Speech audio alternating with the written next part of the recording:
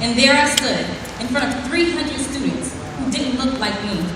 And at that moment, I knew exactly what I needed to do. I introduced myself to the professor and sat in the front row of the class. When it was time for our group to introduce ourselves, I stood up with a huge smile on my face and said, I am Charisma Thomas, a proud freshman at NC State University. And those words and my confidence from that day forward stood for 3 words: I am here. As a minority student, I spent days staring in the mirror at my almond-shaped eyes, my chocolatey brown skin, and my thick dark hair. I walked into Ms. Stallings' public speaking class and saw green and blue eyes staring back at me. I knew that I didn't sound like everyone here, with a hint of my New York accent still standing out to them, even though I thought it had faded away years before. But even when my professor asked questions about the greatest American speakers, I would raise my hand and say, Dr. Martin Luther King Jr. was truly a genius. And that response was my way of saying, Wolfpack, I am here. As time went on, I began to realize that I was not the only minority. I was not the only one who felt different.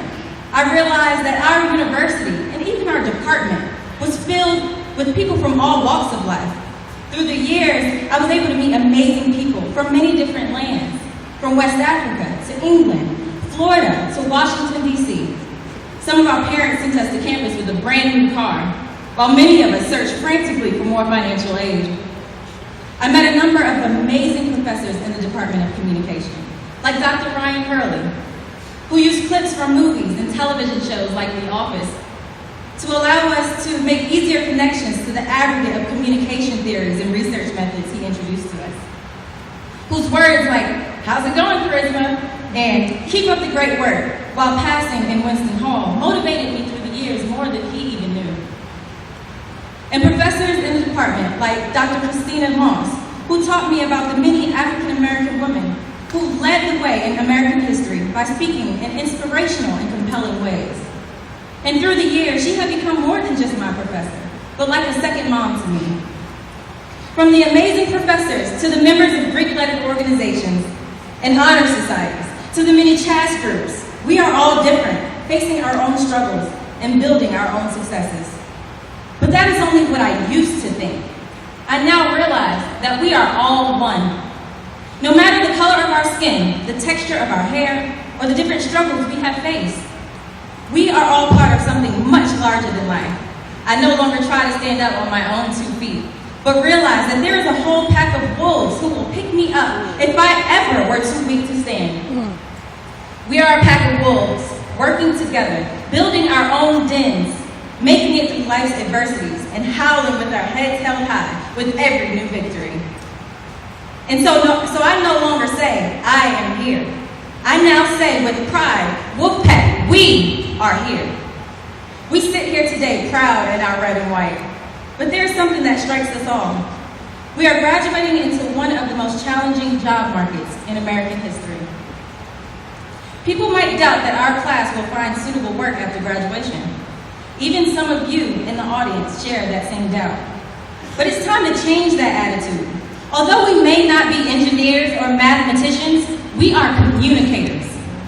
To those with doubt, understand that the #1 thing any employer looks for in a job candidate is someone with exceptional communication skills and deep knowledge about theories of communication. We have been taught to adapt messages to diverse communication styles, which prepares us for any environment and any audience. We know how to problem solve and to think critically about what we see and read. We have the capability to send messages across multiple channels and mediums. So as communication majors, let's do what we do best. Let's raise our voices. We need to leave this graduation today with our heads high, looking each employer in the eye, every person who doubted us, and tell them, we are here.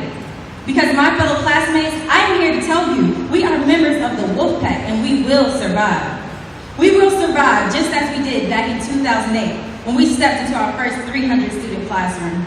We will continue to use our developed communication skills to build networks just as we did in 2009 when we attended our first interest meeting for the organization we wanted to join. We will survive just as we did in 2010 when we shook hands with future employers at our first CHAS internship fair.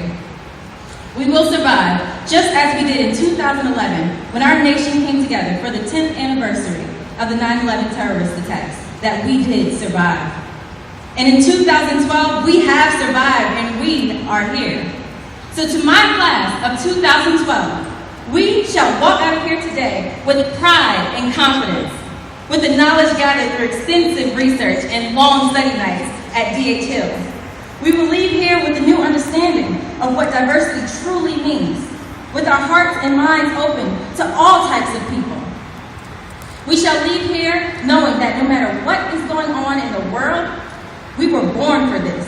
We shall go out like the pack of wolves that we are and conquer each of our goals. We will strive each day to change the world.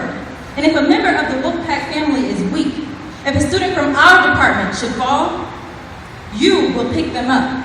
And if anyone doubts you from this day forward, you will look them in the eye and say, we are here. Thank you. Come on, preach that.